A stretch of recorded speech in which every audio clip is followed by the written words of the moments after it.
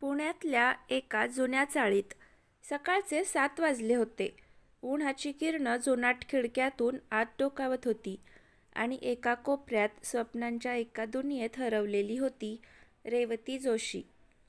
रेवती 25 वर्षांची तरुणी एका जुन्या टेबलवर बसून इंटिरियर डिझाईनची स्केचेस करत असते. केस मोकळे, हलकी क्रीम रंगाची कुडती, डोळ्यात स्वप्न, चेहऱ्यावर कणखरपणा. हे खिडकीजवळचं रीडिंग कॉर्नर जर आपल्या घरी असतं तर किती छान दिसलं असतं ना.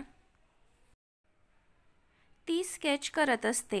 सिम्प्लिसिटी आणि फंक्शनॅलिटी यांचा मिलाफ.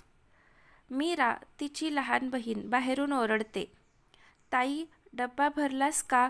मला उशीर होतोय कॉलेजला.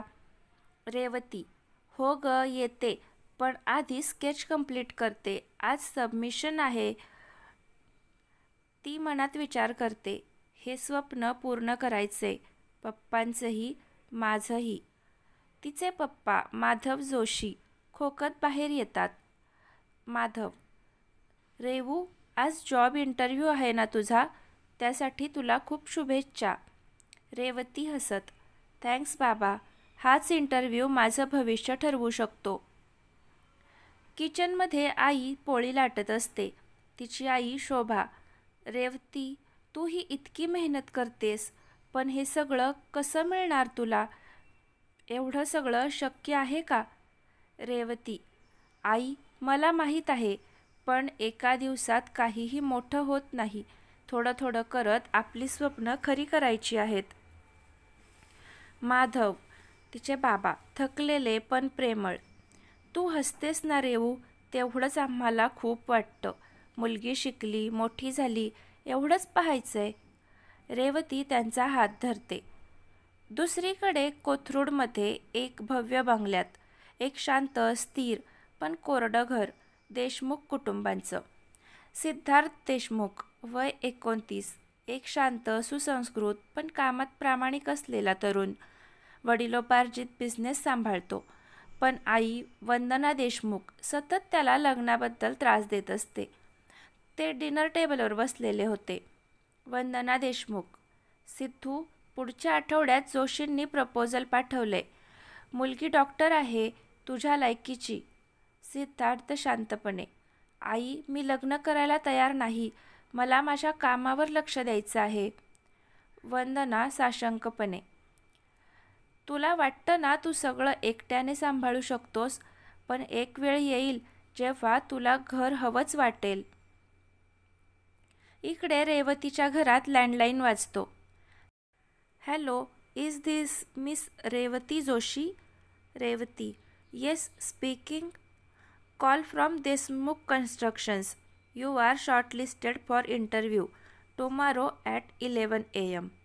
रेवती, थँक्यू सर, मी नक्की वेळेवर येईन. ती फोन ठेवते आणि बाबांकडे बघते. रेवती, बाबा, मला संधी मिळाली आहे. सगळं घर आनंदात असतं, पण तिच्या डोळ्यात एक भीती आहे. ही संधी तिला गमवायची नाही.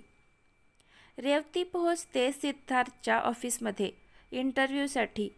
त्या मोठ्या काचेच्या इमारतीत रेवती पहिल्यांदाच पाय ठेवते.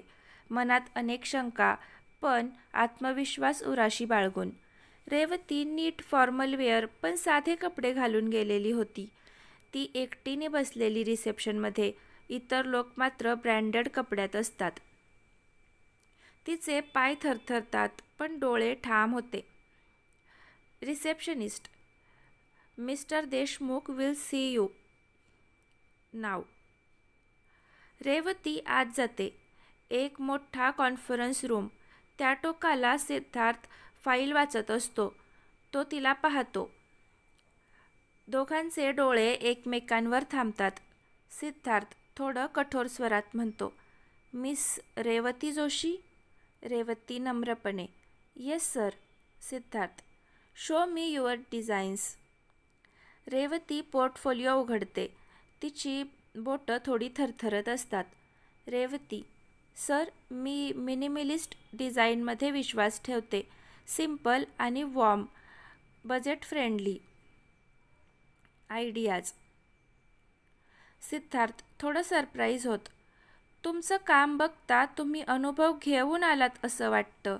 किती प्रोजेक्ट पूर्ण केले? रेवती, साहेब, हे माझं पहिलं प्रोफेशनल प्रोजेक्ट आहे. पण मला संधी द्या, मेहनत कमी पडणार नाही. सिद्धार्थ, यू हॅव टॅलेंट, पण आमचं प्रोजेक्ट मोठं आहे, प्रोफेशनल्सचं काम हवंय. रेवती साहसीपणे, टॅलेंट आणि पॅशन हेच माझे अनुभव आहेत. एक संधी द्या सिद्धार्थ सर. सिद्धार्थ थोडा हसतो. सिद्धार्थ रेवतीला साईटवर घेऊन जातो. ती स्वतःच्या नजरेतून एक्सप्लेन करते. रेवती खिडकीकडे बोट दाखवत, इथून नॅचरल लाईट येईल. मी मिनिमलिस्ट स्टाईल ठेवीन. बजेट आणि सुंदरता दोन्ही सांभाळीन. मी खूप लाईट कलर्स वापरीन. ग्राहकांनाही फील गुड वाटेल. सिद्धार्थ पाहत राहतो. तिचा ॲप्रोच वेगळा आहे. तो मनात विचार करतो, ही मुलगी वेगळी आहे, आत्मविश्वास आहे हिच्यामध्ये. रेवती रात्री स्केचेस पुन्हा करत असते. मनात विचार करत असते, संधी मिळाली, ही फक्त सुरुवात आहे. आणि कुठेतरी तो सिद्धार्थ सर वेगळेच वाटले. तेवढ्यात मीरा म्हणते, ताई, काय झालं इंटरव्ह्यूचं? रेवती थकलेली पण आनंदी असते. ती म्हणते, संघर्ष करावा लागेल, पण मला वाटतं हीच काहीतरी नवीन सुरू होण्याची नांदी आहे. माधव, तिचे बाबा डोक्यावर हात ठेवतात. माझी रेवू लवकरच मोठी डिझायनर होईल. एक चाळीतली मुलगी आणि एक बंगल्यातला मुलगा. एका ऑफिसमध्ये झाली त्यांची पहिली भेट. पण आयुष्याची ही फक्त सुरुवात आहे. पुढे काय घडेल? जुळेल का हे नातं? तर मित्रमैत्रिणींनो, या कथेचा पुढचा भाग आपल्याला उद्या पाहायला मिळेल. कथा कशी वाटते आहे ते कमेंट करून सांगा. आवडली तर लाईक करा आणि कथेचे पुढचे भाग पाहण्यासाठी चॅनलला आत्ताच सबस्क्राईब करा. धन्यवाद.